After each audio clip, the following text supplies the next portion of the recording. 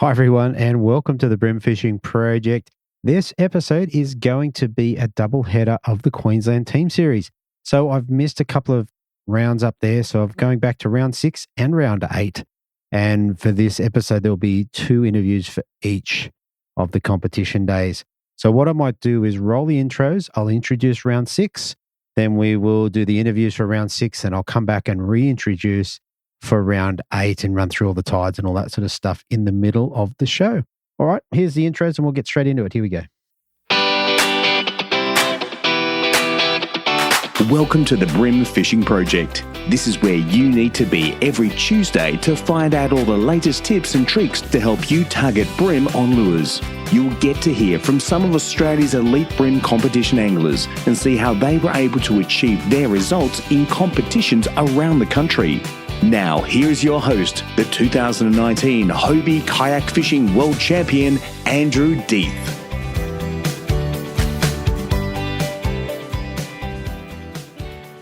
All right, look, thanks for tuning in. There's a heap of shows to come. I think there was like 10 or 12 backed up. So there might be a couple where I release 1 or 2 in a week or 2 in a week just to get back on top of things. Anyway, just before we head into that, I just want to talk about something we got going on at the collective at the moment. And as this comes to air, you're going to have 2 days to be involved. So it's going to be in or out, up to you. But one of the champion anglers in the kayak scene, Jason Meach, has offered 2 days of his time to take an angler out and possibly a mate, but definitely one angler out, go out for 2 days, and he will try to impart some of his knowledge and some of his fishing wisdom to help them become a better angler. So if you think that you could benefit from that, or you know somebody that could benefit that, jump over to brimfishingproject.supercast.com, sign yourself up, but you're going to have to do it straight away. Thursday night, this is going to get drawn, and it will only be the people who are current members of the collective that will be in the draw. Anyway, if that's you, definitely jump over there and get yourself in with the crew, and you can join in all the other stuff we've got going on as well. All right, let's get into this one. So this was the Atomic Queensland Team Series, or Brim Series, Round 6, held on the Gold Coast, Sunday the 11th of August in 2024. So with this one, all the stats for this one, we had 12 in the fish activity wheel. The major bite period was 4 a.m. to 6:30 a.m., minor bite period at 9:36 through to 11:06. We had a low tide at 6:25 at 0.52, running up to a high tide at 1:40 p.m. at 1.34. So because we're missing one of the teams in this, I'm going to just run through the results for the top 3. So the top 3 coming in third place was Team Swampy, Joel McKenzie and Lance Marsh. So Brim Fishing Project favourites. These guys have been on a few times. It's quite good to talk to them. And they're usually sitting in their boat, which is very cool when we chat. They got 5 fish for $2.84, which gave them a $200 cash prize plus a $40 Atomic product pack. Up the creek, Geordie and Ty. So guys, I don't know your surname, so I wasn't able to locate you guys. They got 5 fish for 2.90, which included the big brim for the competition at 848 grams. That netted them $400 cash, an $80 Atomic prize pack, and the Black Hops Big Brim, $150 worth of product. And finally, in first place, Sniper, Edge Rods, Luke Rogan and Tyson Hayes, 5 out of 5 for 3.57. So a nice little win there for those guys, netting them $740 plus $150 worth of Atomic product and a Build-A-Mick trophy. How good is that? All right, let's get into the angler interviews. Here we go. All right, so up first in third place, we have Team Swampy, dropping 5 fish for 2.84 kilos, giving them third place. I'd like to welcome back to the show, Joel and Lance. Welcome, guys. Hey, mate. Thanks for having us again. Andrew. How are you, mate? No worries. You guys have been on the show a few times. It's pretty good going. It's a good habit to get into, isn't it? It is. It is. If you're on the show, mate, it means you've had a pretty decent day. Yeah, it has. We've had a couple of good days. It's been good. Yeah, very good. All right. So for this one, tell us about leading into the competition. Did you guys get out and have a bit of a look around?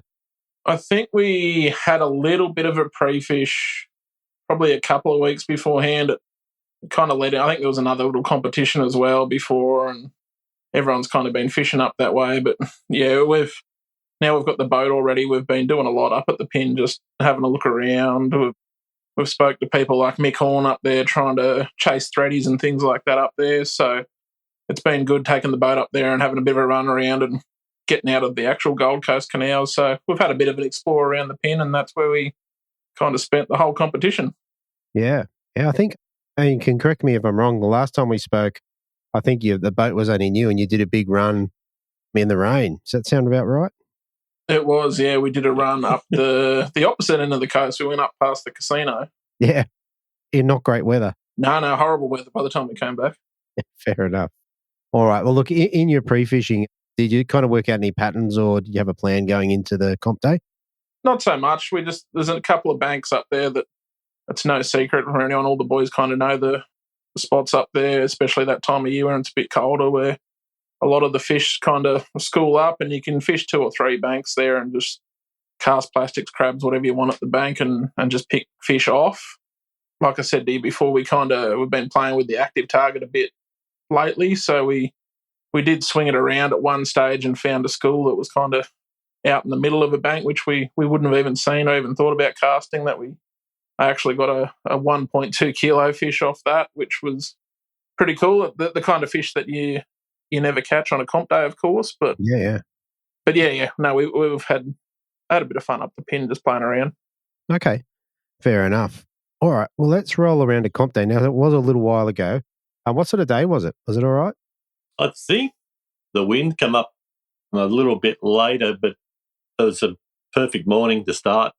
Just from memory, it was a good run up there, and it's probably good half an hour for us to get up to the spots where we were fishing.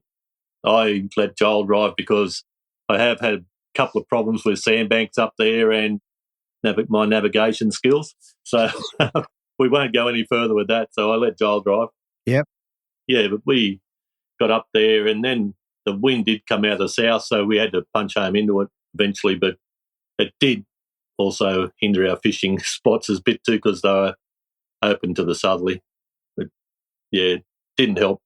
Okay, so tell us about how your day started then in terms of catching fish. We went straight to our first little bank that we found on that little pre-fish area, and like Lance said, it was kind of directly in the wind there, but it wasn't too bad in the morning. Mm-hmm. And I'm pretty sure Lance got the first 2 or 3 fish straight off the bank as soon as we pulled up, and then we slowly drifted up to the kind of the spot where I did see him out in the deep a few weeks earlier, and same thing, kind of spun the electric round with the active, and there was a massive school just kind of sitting out in the middle. I wouldn't be able to explain what they were sitting on, or it was a random big school of fish, and yeah, I managed to pull probably our best fish of the day out of that. So that was like our 3rd or 4th fish for the day.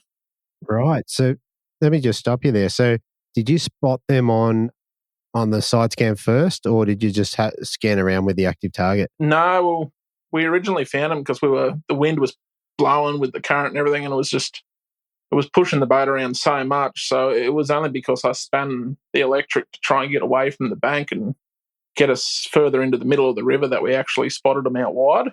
Okay. And yeah, you can see them crystal clear on the active. It was a big old school of fish, and I said to Lance, they're out there. I threw me plastic out, and then 5 seconds later, just that big brim clunk, and off we went. Okay, all right. And what sort of plastic were you throwing? That was on a wave minnow, little dial wave minnow. Okay, yeah, very cool. But yeah, by the time we landed it, kind of sorted everything out, like by the time we'd done all that, the wind and the tide, we were 300 or 400 metres away from the spot.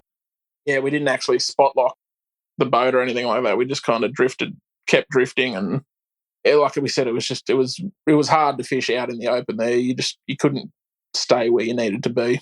You couldn't get your bait where it needed to be, really. There's even having trouble standing up. Yeah. It's just that with the wind against tide and it's shallow water, and it was like being out in the ocean, really. But that's where they were.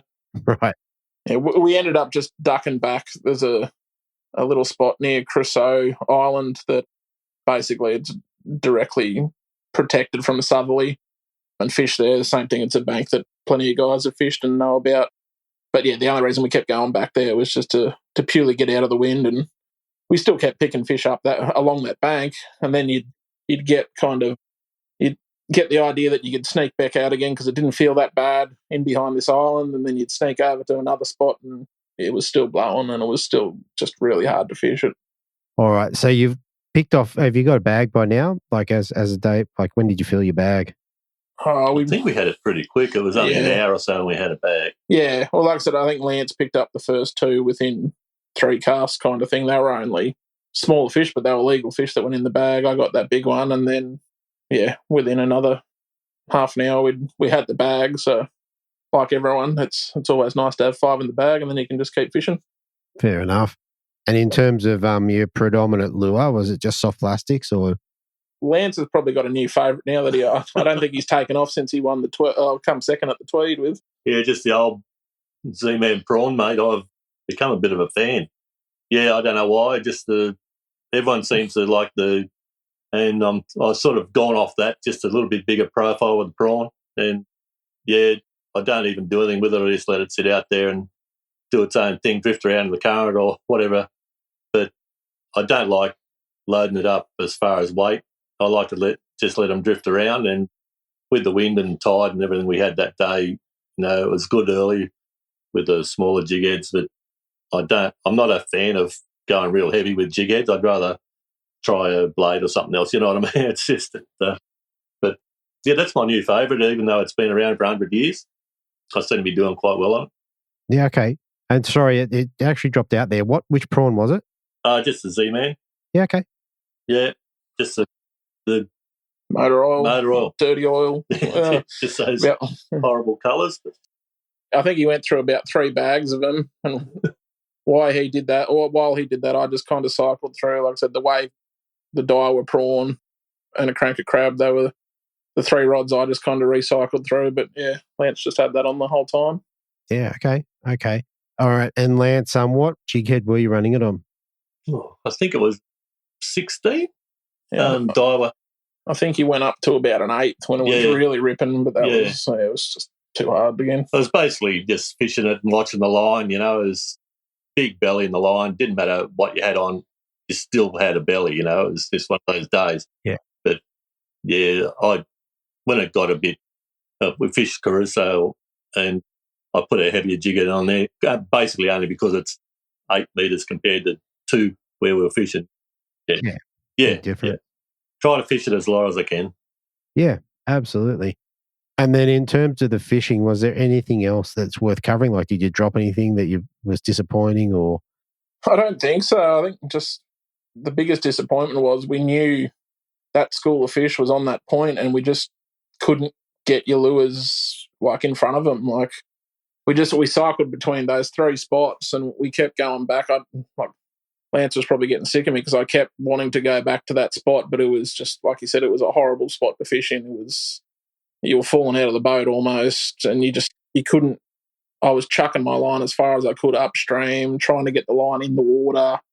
And I think I even went to a quarter by the end of the day, just trying to get one fish. But it was too hard to fish, but you could just see them there. And yeah, that's where the quality fish were. Like you could fish the bank all day, and we did, and catch 26 to 32 centimetre fish, like one after another. There was plenty of fish up there. The water was beautiful. It was great. But yeah, it just seemed like those bigger fish were out there. So that was, just if we could have got there a little bit, I would have been very happy with myself because I reckon we would have got probably 1 or 2 more that I know Luke and them won by a fair bit, but there was definitely fish up there that could have competed with their bag. Yeah, definitely. Oh, there you go. All right. And in terms of leaders for the comp, what were you guys running? I just run the 4-pound Daiwa on everything, mate, all the time. Yeah, same. It's just same. Just the Expedition 8-pound braid. Yeah, then your 4-pound leader. It's pretty stock standard for all the stuff we do up here. I don't think much changes. Yeah, a pretty decent combo. And look, one more thing. Is it fair to say that if you didn't have the active target on, you probably wouldn't have found those fish? Well, yeah, we wouldn't have found them. Like that, we found them a few weeks earlier. And you could see fish on the bank with it as well. But yeah, it was lucky a few weeks earlier that we swung it around to just kind of move away from the bank a bit. And yeah, that we spotted them. So the active target definitely found us those fish. Like Don't get me wrong, we might have drifted past and you might have seen them on side scan if you were looking for them. I think because I was purely standing on the nose, staring at it, moving the boat away. I was like, oh, geez, hold on, there's quite a big school out here. And yeah. But we definitely wouldn't have seen them without the active. So I know a lot of people don't like it, but it's a really fun way to fish. And I just see it as another tool. Like, I don't see it any different to regular sonar or side scan. I see it as a fun way to help you go fishing. Yeah. I've got to say, like, and this comes more to do with side scan and stuff like that, but when I've seen a fish on the sounder and then turn around and cast at it and caught the fish, that's a pretty cool feeling. It's a very cool feeling. Yeah, like we might touch on it a bit later, but the Scarborough round, like you were seeing the fish around pylons, and you could see that they weren't on one side, so you'd cast on the other side, and that's where you'd pull the fish. So yeah. Well, there you go. All right, I reckon that's a pretty good rundown, guys. Now, what did you get to take home at the end of the weekend? A couple $100 and some atomic lures that Craig always gets organised from our sponsors. So yeah, it's always handy to keep the kitty going. Very good, very good. Well, it might be helpful for when you head down to, if you still got them, when you head down to for the grand final, for ABT grand finals. Yeah, well, like I think I've said to you before, if we win any money at any of these comps, it's not about the money, but I've got a piggy bank that it goes into, and it gets emptied when we go to the big ABT trips like Victoria and we had the grand final, so it pays for accommodation and food and stuff like that. It all just helps out and comes around in circles. Fair enough. All right. And one last thing before we shoot off. Is there anyone you want to give a shout out to or say thank you to? I just want to say thanks to Joel for keeping me off the sand. Cool. And I don't know, with it, you know the area up there, it's a maze, mate. Because I'm only new to the Gold Coast, it really scares me up there. But thanks to Joel, and we've got a few tracks on our GPS now that get me by. But yeah, he looks after me like that.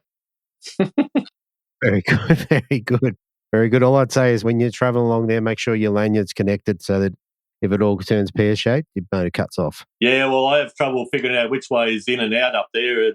So 1 minute you're going around the red markers one side, and next minute it swaps and goes the other side. So, yeah, it's one of those places. Yeah. Yeah, once you go past the seaway. Yeah. Yeah. Fair enough. And Joel, do you have anything to add there? Mate, just another shout out to Craig. I think everyone's given him plenty this year. Like he's really gone above and beyond to keep QTS running, and he puts a lot into it. So a massive shout out to Craig and to our families again. I won't say thank you for letting us go fishing because it sounds like they keep us locked up and stuff like that, but we appreciate that they let us go fishing. Fair enough. All right, guys. Well, congratulations, and I'll talk to you again very shortly. Thanks, mate. Thanks, Andrew. Thank you. Fishing.com.au, your one-stop bream lure and tackle shop. Pick up the latest bream tackle, including Muscle Vibes, Cranker Crabs, OSP bent minnows, Z-Man plastics, Eco Gear lures, and Daiwa rods, reels, and tackle. Same-day shipping. Shop where the world champion, the Australian champion, and the current ABT champion shops. Fishing.com.au, online or in-store at Shop 18/29 Kiora Road, Miranda. All right, so there's a bunch of things going on there. There's been so many good products come out lately. The first on the page here now is the Strike Pro Astro Shrimp 40. So this is a blade with the stingers on the back of it, a prawn-style blade. I've not seen those in the flesh, but I'll be definitely jumping in to grab a couple of those. Now, with the cicada bite that is going crazy on the East Coast here, the Zip Baits B-Switcher SSR Craze. So it's a little bit bigger than I expected when I saw it, but definitely a good cicada style wake bait if that's what you're looking for. If you're just looking for a wake bait, well, it's obviously going to do that too. And the last thing to focus on right now is the Cranker Crab in the new UV olive color. So orange on the bottom, orange claws. I reckon it's a great little color innovation for what is already a fantastic lure. Fishing.com.au. All right, so coming in first place, we've got Team Sniper Edge Rods. They dropped 5 fish for 3.57 kilos. And so with me, I've got Luke Rogan and Tyson Hayes. Welcome to the show, guys. Hey, Daisy. Back again. Luke, mate, you've been red hot on the show lately.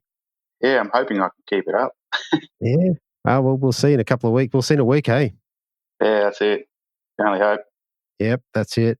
And Tyson, mate, you looking forward to the Australian Championships? Yeah, it's going to be good. Haven't been there since we fished in the Hobie Series. Yeah, that's right. Started last year.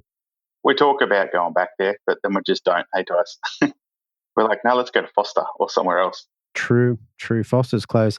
Just to get an idea, how far is it from you guys? How far do you have to drive? About 6.5 to 7 hours for me. Yeah. A bit less for me. Probably an hour less than me. Yeah, right. It says 6 hours on the GPS, but it never takes that long. It always takes a bit longer. Okay, so not close, but not crazy far either. Nice. Afternoon. Yeah. All right, let's get into this. So leading into this competition, when was the last time you guys were on the water? Gold Coast round.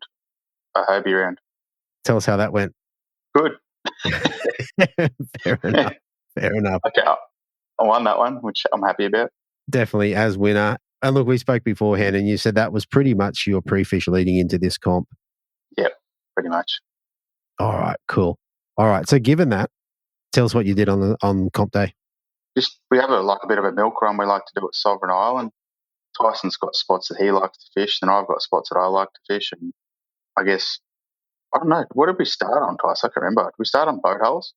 I think we started down the southern end of... Yeah, like out deep sort of thing. Yeah, we just started on pontoons. And what were you using? What were you throwing at them? Just crankbaits and crank crabs, I think. Yeah. Okay. Because I think from memory in the Hobie comp, I think you got a couple on crank crabs. Is that right? At the end of the day, it's been day 2, I think. Yeah, I got my bag on crankbaits, just on boats and pontoons, and then I ended up upgrading my bag with crank crabs out deep. So how did that relate to this comp? Like, was it the same sort of patterns? Pretty much. It was just a different tide, which was kind of worked out okay though. Yeah, right. I'm just trying to think what the difference was. It was a while ago now. Yeah, I don't have it in front of me, unfortunately. Nah. All right. So tell us, how did you find the fish? Were they tied into the pontoons or were they mostly on boat holes, or how was it? It was really windy. So we just focused on windy edges, and that's where Tyson picked up that real big one. We got a little area there that we like to fish. We always have a couple of casts in there, but sometimes it's got fish, sometimes it doesn't. And this time Tyson, he did the most sketchiest cast ever. Well, it was kind of perfect. And then he was like, oh, I'm on. I'm like, shit. So we drove out and he fought it for a little while, and then it came up into the net. So right. And what sort of size was it? I think it was about 4 fork, which is, I guess, about 38, 39 tip. Yep. Okay, so probably just a fraction under a kilo, I guess. Yeah, it was a solid fish, but. Okay. And what did you get him on, Tyson? That one was on a cranky crab. It was casted on this lip of a pontoon, and it was probably like a metre or 2 away from the boat we're fishing in. So right. Yeah, it was pretty extreme. I had to fight it around the electric motor, and right. But it all ended well. Yeah, it ended well. Had me big rod, so just poled him in. Yeah. So no net. No, it was still net. I netted it. I net everything. Yeah, fair enough. And whereabouts was that in the day? Was that in the middle of the day, or was that the end of the session, or how'd that look? That was at the start, probably within the first hour, I reckon. Wow, good start. Like, because there wasn't much wind first thing in the morning, and then the wind picked up, and then it just turned on pretty much. So we just sort of put our heads together and went, okay, well, we think that they're going to be in these areas, and we just focused on them areas, and we got lucky, I guess. We just kept catching. So yeah, right. And apart from that big one, were there any other standouts in the bag? Oh, they were all pretty good, to tell you the honest truth. Like, it was a pretty good bag for the Gold Coast. Yeah, probably one of the bigger ones that's been caught. Yeah, definitely. Like over 3.5. It's pretty good going up there. Yeah. All right. So what I can gather is predominantly you got them on cranker crabs, or did you get some more on hard bodies as the day went? I think because we started on crankbaits on boat holes, and then it sort of, when it got windy, it got a bit hard. So that's when we changed to the crabs. I was still throwing a crankbait. Yeah. But Tyson persisted with the crab, and then he hooked that big one. We landed it, and we both looked at each other and went, it's crab day. We had a decent bag, like probably 2.6 or something by that stage. Wow. And then he got that big one, and we were like, "Oh, that's nudging 3 kilos now." Yeah. And we just persisted with crabs just to try and get that bigger bite. We did. We got bigger bites. So yeah. Okay. Was it all sort of under pontoons then, or were you still fishing boats as well? it was a weird. I don't know. It was a weird bite. Like we got fish literally to the last 5 minutes before we had to just race back because we weren't far from the launch. It was good, Tice? Yeah, I think we upgraded in the last cast that we made. Yeah. Nice. They literally got bigger and bigger. If we kept going where we were, we probably would have kept getting bigger and bigger bag, but we ran out of time. So That's interesting because you're 600 grams above or 670 grams above second place. So clearly you're in a space where there was much bigger fish just in general terms. yeah, well we had some kicker fish, and then like our smaller ones that we had were still decent, but then obviously those literally, I reckon the last hour, Tyson? I reckon the last hour we just sort of went bang, bang, bang, bang, and we upgraded our smaller ones. And like when I say small, they're all like 33 fork or something like that. And we upgraded them, and we were just like, oh, shit. Yeah, it was one of them days. Good day. Fair enough. And what about drop fish? Do you lose any? Did you drop anything that you wanted to catch? We always do. We don't like to talk about that ones, Tice? But I like to hear about them. But anyway, what about scent? Did you guys run any scent for the day? I don't think so. Did you, Tice? No, if any, I'd probably put a little bit of the blue crab pro. Okay. Yeah. And if a bit of the UVX factor. Okay. Fair enough. All right. Well, then I guess the anything else to discuss with the fishing is what sort of leaders were you running? And Luke, both of you, I'd actually be pretty keen to hear what rods you're running to pull these fish out. So we start with you, Luke. Just run through. I'm obviously running I've got a whole edge range pretty much. Almost anything brim fishable is what I have. Yeah, right. I still use I've got the new skeleton grips, which I'm really liking, and I just got a couple more actually. But yeah, I was just running them. I got Steve's reels. I'm running Torre braided line. I think I had 8-pound Torre leader on. Mm-hmm. And obviously Tyson's running his new Guy Struthers rods. What are they called, Tyson? I'll let you talk about them. GMS. They're built on the same sort of blanks as Luke's running. Wow. Yeah, very nice. Guy makes a very nice rod, so I highly recommend them to anyone looking for a custom-made rod, and he'll make it exactly how you want it. So, yeah, very good, very good. He's a champion fisher. Yep. We won't tell him that though. Oh, he's not listening. What about leaders for the comp? What do you get used to extract them? I think it was 8, like just with the crabs. Did you say 8? Yeah, 8 pound. I think I was using 8 as well. It's sort of our standard crab sort of leader. Yeah, when you're thrown into nasty structure, it's probably a good shout. I know Tyson was throwing his straight through setup for a little while at the end, which got a few good bites. Yeah. Okay. That's light. I think that's a lot lighter than the 8 pound. I think what are you running on that, 5?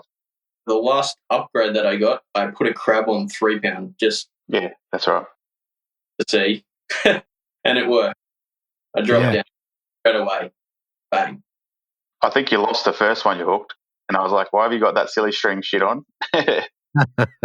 Fair enough. Because sometimes it works. Sometimes it makes a difference. So definitely. Very good.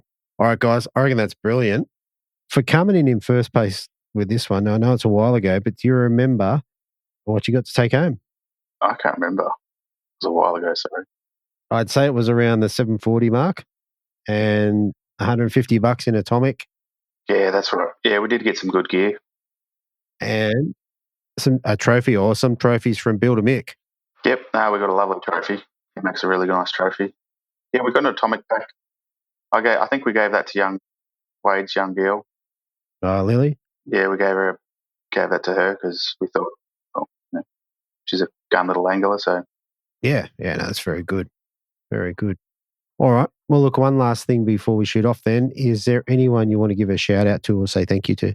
Starting with you, Tyson. I always thank TTs. They don't officially go after me. Yeah, using their products for a long time, and they're a family. And also street clothing, they look after me as well. Very good. And Luke? Obviously, Fish Tech Solutions, they look after me really well. And my wife for letting me do what I do. Yeah, fair enough. She might be set. She's in the room? Yeah. Very good. Very good. I had to Ashley as well, because she always... Now, correct me if I'm wrong, but it is the Queensland girls that come down and scream at every event for the Hobies when the Queenslanders go on stage. That's definitely that's guys, Mrs. Tori and Ashley, and my wife when she's there. Yeah, fair enough. I would love the support. All right, guys, that is brilliant. Look, congratulations. Thanks for coming on again, and I'll see you both at the Australian Championships. Can't wait. No worries, Daisy. Cheers. Thanks, guys. Okay, if you're in the market for a new fishing kayak or looking to make some upgrades to your existing kayak or possibly looking at fishing kayak fishing tournaments, then HWS is the place to go. They have a full range of Hobie kayaks, stock the latest kayak accessories, and are really dialed in when it comes to the best kayak fishing setup for the casual fisher and the tournament angler. hws.com.au, online or in store as Shop 3/638 Pacific Highway, Belmont. James offers free delivery on Hobie kayaks across all Greater Sydney, Central Coast and Hunter. And like I've said in the last few episodes, James got this great deal going on at the moment where you buy a Hobie kayak, you get a stand-up paddleboard with it. So across the range, it did start with the Passports, which are still running out at under 2K. Like I've said a bunch of times, this is going to run out. There is the stock of Passports at that price will run out, especially with the Australian dollar jumping up and down. So if that's something you're looking at, sooner rather than later is probably better, and you'll get a free stand-up paddleboard with it or with any other kayak you order. So how good is that? hws.com.au. All right, so now we move into the second competition for this episode. So this round is round 8, and it was originally scheduled in for Saturday the 12th of October, but due to weather conditions, it was postponed to Saturday the 26th of October 2024. Okay, so same deal with this one. I have just missing one interview, so I'm just going to run through the results. So in first place was Team Lawrence Bernard Kong and Gav Atkin, and they took out the round with a big bag of 3.96, which was the biggest bag for the season. Anyway, that's a great interview with Bernard there. Second place was Team of the Series, Team No Nibs, Chris Lonnie and Jacob Kelly. They weighed in 3.38.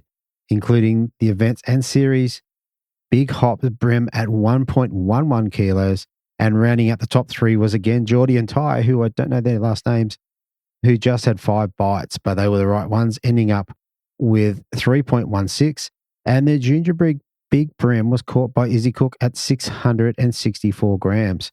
So anyway, let's get into the angler interviews. Here we go. All right, so coming in second place, I have Team No Nibs. They dropped 5 fish for 3.38, coming in second with a big brim of 1.11 kilos. I'd like to welcome back to the Brim Fishing Project, Chris Lonnie and Jacob Kelly. Welcome back, guys. Hey, Deethy. Thanks for having us. Hey, Deethy. Thanks for having us. No worries at all, guys. You guys had a cracking season again. You've gone back-to-back for Team of the Year. Yeah, what do you reckon about that? It sounds pretty good to me. Pretty unreal couple of years. And it was good this year, as Jake was saying in the little chat we had before, that we could do it at all. Like, it was completely different. Like, the spots we fished this year, even in some of the venues that were the same, we just fished completely different spots. So it was good to change things up. Yeah. What do you put that down to? Like, you've been spending a bit of time on the water, or you're learning new techniques, or what's going on there? Yeah, this year was like the live scope again played a big role, but I think we also just stumbled across, different areas up the Goldie Way and all that kind of stuff that probably played a big part in those top places. But then we just, followed it up with that last win. So, yeah, very good. We're going to roll into the Tweed River. Did you guys get a chance to get down there and have a look around leading into the competition? No, we didn't. We were sort of a bit, we weren't really sure what it was going to be fishing like, given that, it was after the spawn and the fish could potentially be spread out, which they were. But yeah, we didn't think the bags were going to be anywhere near as big as what they were. Right. So then what did you do in terms of preparation? pretty much just winged it. We actually had not like bugger all of a plan. We're like, oh, we'll just go down and we'll fish the same areas we usually fish. And if the fish aren't in the same areas like where they were in the ABT, then we'll just go with the flow, so to speak, and just wing it. And that's what we did. Just wing it. I like it. All right. So then leading into competition day, where'd you head off to and what do you have tied on? What was, what do you think was going to work straight up? I think we started at, along Finger Wall where we kind of finished off at the ABT and just see if those fish are still along the wall. And yeah, it was pretty quiet for like probably the first half an hour. I think we got a couple of bites, but we decided to move, further up to the bridges. So further up the Tweed or up into Terranora Creek? I think, it was Terranora Creek. Yeah, Terranora. Fair enough. All right. And in terms of first fish, tell us about your first couple of fish entering, that you put in the bag.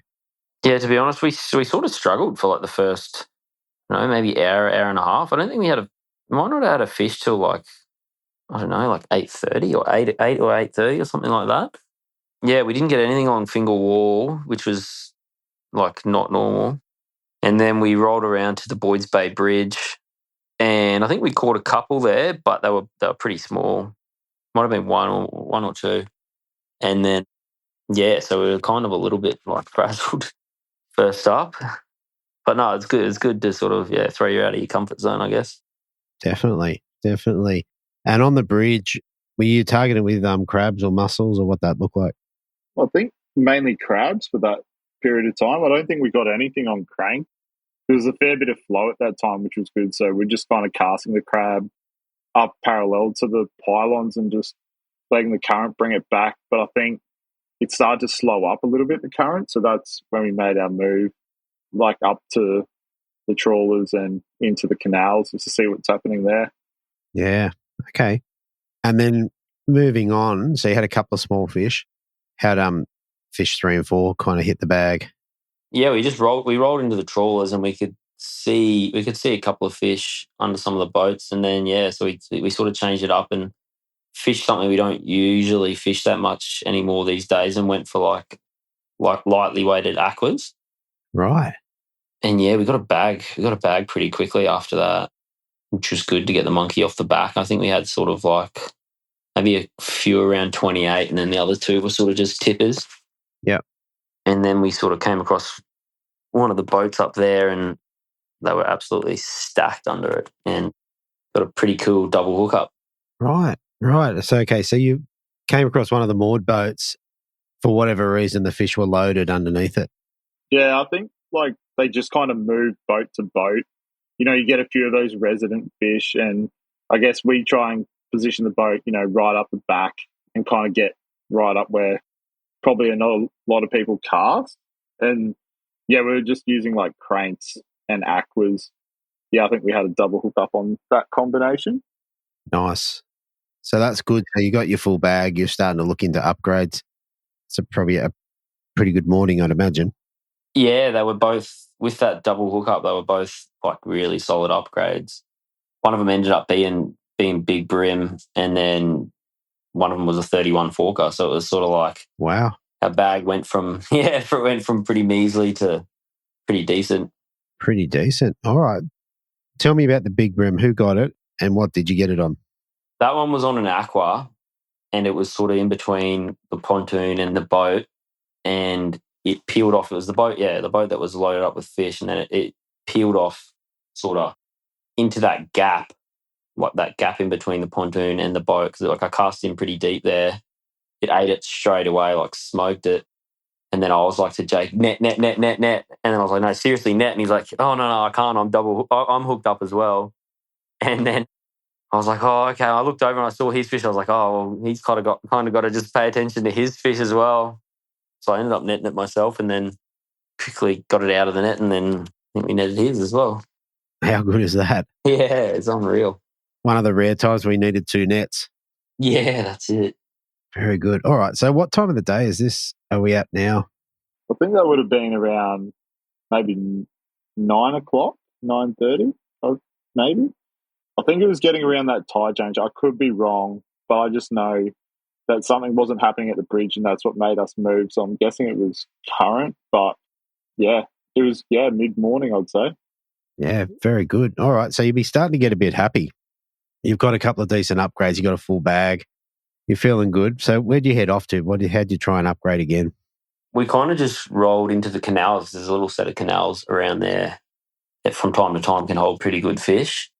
And yeah, there was a few fish in there. I think we got one more upgrade there. I think we got like another 31 out of there. No other kickers out of there. Yeah. Yeah. But I mean, when you, like for that system, when you put a fish over a kilo, you know, it's not just a kilo, it's a bit over. You're going, that's probably going to be big bream, I would imagine.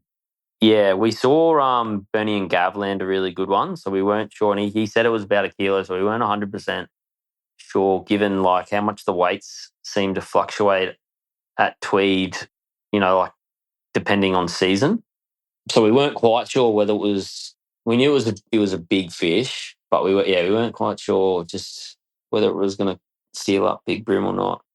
Yeah, fair enough. And you guys are running the Garmin, I think. Is it a Garmin or Active Target, or what are you running?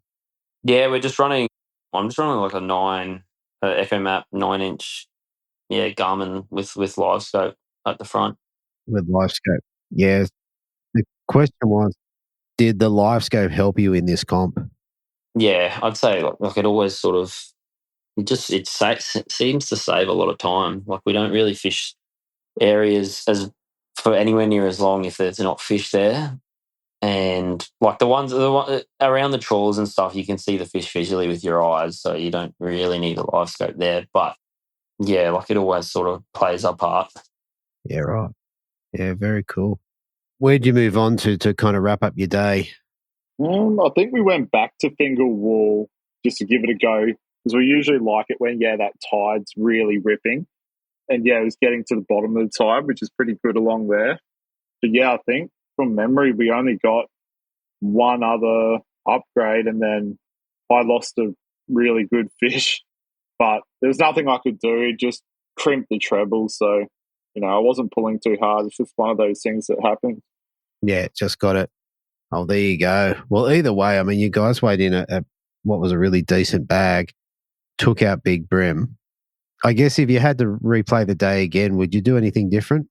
I mean, maybe like we went upriver for the last couple of hours of the day, and we weren't super confident in getting like another kicker out upriver anyway. But man, we had some fun. Like caught a stack of fish. So I probably caught, I don't know, 20, 25 fish in the last hour just on surface right up in the canals. Yeah, like in the canals upriver. That's pretty fun. So I don't really regret it. It was a bit of fun. Fair enough. All right. Well, that is very cool.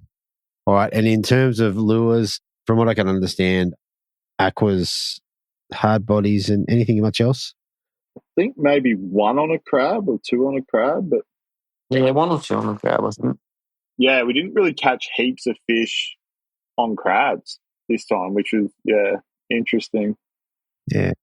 And then bent minnows as well, right? Like at the end of the day, upriver, we're getting fair few on them. I was going to say, it sounds like a good day's fishing to me. You finish up throwing bent minnows, catching a bunch of fish, and come in second and not far off first. So it's pretty good going.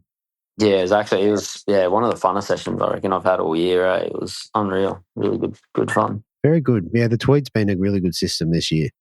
So for you guys, for taking out second place, do you remember what you got to take home? I think it might have been like a couple $100, and Chris got the Black Hops Big Bream, so he got a carton of beer. So it's a pretty good combination. Bit of money to pay for the day and a few beers. Bit of money, bit of beer, yeah.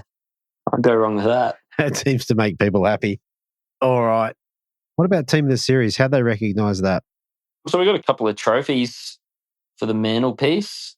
And then, just some tackle and stuff from some of the series sponsors like Atomic and Baramba and stuff, which is always good. Absolutely. All right. Well, that's been a great season from you guys and another great round. So last thing before we shoot off, is there anyone that you want to give a shout out to or say thank you to? Yeah, I'll give a shout out to Jake, my teammate. Like the fishing is one thing, like it's all good to catch to go out and catch fish and do all right in the results. But man, we usually have a pretty fun time when we're out fishing. We have a ball, we have a laugh, we talk bulk amounts of shit. Yeah, usually I think that relaxed sort of bantery sort of day does well for us. We never really get too stressed out when we're fishing together. So I thank him, and then also Craig as well for running an awesome series all year. Definitely. All right. I want to thank you guys for coming on again. Yeah, hopefully we get to talk to you very soon in the new year. Thanks, DP. No worries, guys. I'll talk to you again soon. Cheers, mate. See you, mate. Rightio. So are you looking to give your boat a stunning new makeover without breaking the bank? Then look no further than Podium Marine Wraps. Here's why Podium Marine Wraps may be a go-to place for you and a good fit. Fast turnaround. Most boats are wrapped and returned within just 1 day. Increased resale value. Our wraps can boost your boat's value for far less than the cost of painting. Protection. Safeguard your boat's paint against gel coat from the harsh marine environment. And customization. So choose from the pre-designed wraps or work with them with Corey to create a unique look. They offer a full range of services including graphic wraps, half wraps, color changes, boat decals, registration numbers, and custom boat names. And look, don't take my word for it. This is what one of the happy customers wrote about it. I would highly recommend Corey and Podium Marine Wraps. The whole process was a week and a half from design to installation. Very impressed. So how good's that? Look, if you're ready to make waves with a fresh new look, call Podium Marine Wraps today at 0422 914 140. Grab a quote, transform your boat and stand out on the water with Podium Marine Wraps, where quality meets creativity. All right, so coming up in first place, I have Team Lowrance Ghost, and they dropped 5 fish for 3.96 kilos, which was the heaviest bag of the day and of the series. With me, I've got Bernard Kong. Welcome back to the show, mate. Thanks, mate. Thanks for having me. No worries. Mate, the Tweed has been pretty good to you this year. Yeah, Tweed's been pretty good. I think leading up to the ABT and stuff like that, I think me and Charlie spent quite a bit of time actually learning about the area, understanding the flow and where the fish were actually holding. I mean, what water quality you actually needed. So, and sure enough, I mean, in October, I think all came to plan, so it was good. Yeah, absolutely. And like I said in the little intro there, to biggest bag of the season is a great thing to take out. Yeah, I think it's a cool thing. I think the stars just aligned on that day, And as I said before earlier, I spent a bit of time at Tweed because it's just 45 minutes from where we stay. Yeah. And understanding the system of where actually fish are holding at certain periods of the time and certain water quality. Yeah. You said I think you started and you had a bag by 7:30, is that right? Yes, we got our bag by 7:30. Wow. With a 35 walker in there. Wow. So we knew it was going to be a good day. Absolutely. That's a great start. And what did you start? What was your technique in the beginning? I keyed down to 2 different techniques. Yeah. Because we were fishing up the Terranora arm, which I knew that the crabs and the mussels will work. So I had 3 rods rigged, a crab, a mussel, and a crabby in case if we needed to venture into Terranora, And the point of why we fished in Terranora, the reason I made the decision to go fish Terranora is because 2 weeks leading up to the comp, as it was postponed because of the heavy rain, I was worried the water was still tinted and dirty. Yeah. So I said, nah, we're not going to head upriver. I'll just head to Terranora. And we made it there and there was nobody there, right? So we fished the Terranora bridge, and then we fished the bridge further up to Terranora, and we fished the Chindara bridge as well. But what I found was the fish weren't actually holding on the bridge pylons. Rather, bigger models weren't holding on the bridge pylons. They were actually holding in the middle or just off it because, of course, thanks to life, I could see them. And I reckon casting up current and letting the crab actually drop pendulum down actually catches their attention. Whereas when the current started to run a little bit, I would actually use the muss because the muss actually drops straight down right on their head. And if they'll hit it, they'll hit it. So that was the technique that I applied, just using to get the bigger models. Yeah. And do you think without the active target, you would have worked out they were in the middle? Not a chance in the world. I think active target has actually put a new perspective of how people fish, regardless of whether it's brim or barramundi or bass or some stuff like that. But you just got to understand the system and understand what you're actually reading on the live and see what actually they were holding. Actually, they weren't holding, they were feeding, but they weren't feeding hard. Like the bigger models would actually sit behind the smaller fish, but they were feeding on the current that was running out, and they were darting up and down, which tells me that they're active fish. And if you just see dot, they're just idling on the bottom. They're still brim, but they're just not in the feeding mode. Yeah, okay. So I think life has changed. Life has actually changed the way I fish and a lot of how a lot of people fish. Yeah. And how long have you had it on your boat? I can't remember. I know we spoke before. Less than a year. Yeah, right. This season, yeah. And did you find that the putting on in your boat, did it take you a while to get used to it, or did you get instant results, or how did that look? Nah, I think you need to understand the system and what you're actually looking at, because different fish actually comes up differently. Like bait fish comes out real dots, small dots, whereas brim comes out like a spot. And you need to actually, depending on the color clarity of the water, you actually need to change the percentage of the gain to actually get the image accurate. Right. Right. Okay. That's interesting. To get right off topic, have you used it to target any other fish? Yeah, I did. I tried on bass. I tried on trevally. Try just odd fish. Just understand actually how a different fish actually look like. Because you may mistake a brim as bait, but it's actually not bait. So, yeah.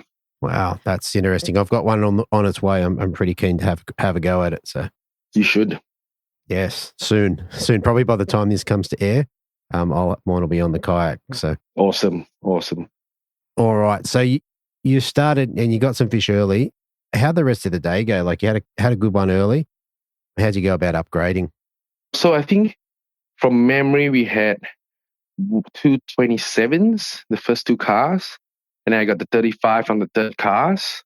We're talking about fork length, and then I think Gav had a 33 at the fourth fish, and then we finished off with a 26 fork or something, and then we just plucked away and run between the bridges, went up to Chindera Bridge, and we got one there as well. We got one up further up as well, but then we had company. At first, we didn't have company, and then Chris Lonnie came up. Yeah, right. Chris Lonnie actually saw me land the 35 fork, so it was pretty cool. And then they went to the trawlers, and then we thought, because that was my second spot to upgrade. Yeah. I was thinking, should I go? Should I stay? Should I go? Or just not? We just plug it away, but it didn't really happen. Yeah. Because we got 33 and 35 and 2 27s and 126. So I said, if we got to win this, we got to get rid of the smaller fish. Sure. They went to the canals. There was nothing happening. But then there was one pontoon that turned it on, and I pulled another 35 fork off there. Right. Yeah, he got me in there. I pulled the hook, and then it ended up the hook was under his chin when he came in. Ah. So yeah, so I was quite lucky to get it to happen. Absolutely. Still counts. Yeah, still counts. It went in net, so it's 35. There was high fives everywhere. Yeah. And then we went up to Chindera Bridge. We upgraded one. I think Gav got another 33, pretty sure. Pretty 33, and then it slowed right down. The tide was wrong. The color water was wrong. So we're only getting small fish besides that 133. So I said, we'll make the run back to Terra Nora, and hopefully the tides change, because tides change at 11, I think you said. 11, 12, somewhere around there. Yeah, that's what I had. Yeah, so I needed to catch that fresh water tide, right? So and then we plucked away, and on this thing, probably the 15 minutes to go, I pulled another 33 and a half. So, and that was our bag, 3.9. And you pull the 33 and a half. What did you throw out? You throw like a 27? 27, yeah 27. Yeah. 27. I'm pretty sure it's 27. And I knew we had it. That's a big upgrade for the last fish. 100%. So I was going to say, without that last upgrade, it would have been touch and go. Yeah, it would be touch and go. Lonnie would have got us, I reckon. I'm pretty sure Lonnie would have. Yeah. he was the one that I was worried about because he's quite good in Tweed as well. Yep. His rock wall that he fishes does produce. Yeah. Because I've seen fish there before because I didn't have a pre-fish. We turned up there and I went out for a run in the morning and I scanned the wall and I saw there was fish there. Yep. But yeah, so when I saw Lonnie come into the bridge beside me, yep, I knew his wall didn't fire. So it was pretty cool. Yeah, definitely. I mean, they got a great bag as well. Yeah, they did. All right. So basically, from what I can see, you got most of your fish on either the crab or the mussel. Did the crabbies come out at all? Yeah, just one on the pontoon. That was it. Okay. Just one on the pontoon. I think it's more of a confidence thing. Yep. I do understand there's a lot of new lures coming up, but I just fish what I'm confident with. There are no works in every different system. Yeah. And yeah, with the stars aligned, it was good. Yeah, okay. One more thing, like on the fishing, what sort of lines and leaders were you running for the day? Daiwa braid, 10 pound. I think PE 0.6 or something like that. I mean, I just run the Yamatoya's fluorocarbon on the 5 pound. 5 pound? Okay, so not super heavy. No. Very good. I think there's a fine line between fishing a bridge and understanding the flow, because if you do not understand the flow, and I knew I could see the bigger fish like off the bridge, they weren't under pylons. Yeah. So instead of fishing 6, which we always do, fishing crab close to the pylons, I'll probably fish a 6, but because they were out wide, and I'd rather buy a bite and lose a fish than not get a bite. That's right. I must admit, I did fish a bridge with crabs a couple of months back off a boat, and compared to where I normally am on the kayak, just seeing the way the water moved, it was different. It was different. You're definitely better able to target the eddies and what have you from a higher position. That's right. So, and that's what we were targeting. Just like the bigger fish were actually sitting in the middle, like off the eddies, off the reefs and stuff like that. They weren't actually sitting on the pylon. So the few teams came in and tried to hit the pylon, but of course we had to I kept it quiet. I just guarded it in that way. That's it. It's a secret until now. Yeah, that's all right. Happy to share. So, that's it. No, it's good. And it's not the first time I've heard it, I think twice recently where they weren't on the structure. Actually, doesn't necessarily mean a bridge pylon. Very good, mate. Well, either way, that was enough to bring you back with 3.96, which is a cracking bag. What did you guys get to take home for the first place in the last round? I think $600 cash, atomic lures, a wooden trophy, and some other prize pack, pretty sure. I think Baramba lures, I'm pretty sure. Yeah, nice. They got some good gear coming out. Yeah, so... Very good, mate. Very good. All right, look, one last thing before we shoot off. Is there anyone or any sponsors or what have you you'd like to give a shout out to or say thank you to? Yeah, definitely to yourself. You put time into this podcast and off your busy schedule with your family and fishing as well. Craig, definitely, for putting his time in for the series. I know it's a lot of work and there's a lot of ends to meet and sponsors to thank and to line up everything. So definitely thanks to Craig as well. Partner, of course, Gav and Charlie. You want to fish on a team and there's fun and laughter and enjoy it. So definitely to them as well. And lastly, definitely to Lawrence and Miller Rods. I think without them, without the Lawrence Active Target, I think I wouldn't have seen the fish. So definitely to both of them as well. And finally, my wife, because she gives me the time to go fishing. So how good is that? Yeah. It is very good. All right, Bernard, mate. Pleasure to talk to you again. Congratulations on what was a great win. Yeah, hopefully I get to speak to you again soon. No problems. Thanks for your time. Thank you. Okay, so there you have it, everybody. The double header from the Queensland Team Series. I really hope you enjoyed that one. Those interviews, some of them are quite long in the tooth now. They've been recorded quite a while ago, so it'll be interesting for me to listen back to them as well. So anyway, I'm going to cut this one short pretty quick and say thanks for tuning in, and I'll talk to you next week on the Brim Fishing Project. Thanks for listening. Hopefully you were informed, inspired and entertained. If you were able to learn something or just enjoyed listening, please consider subscribing and rate us on your favourite podcasting platform.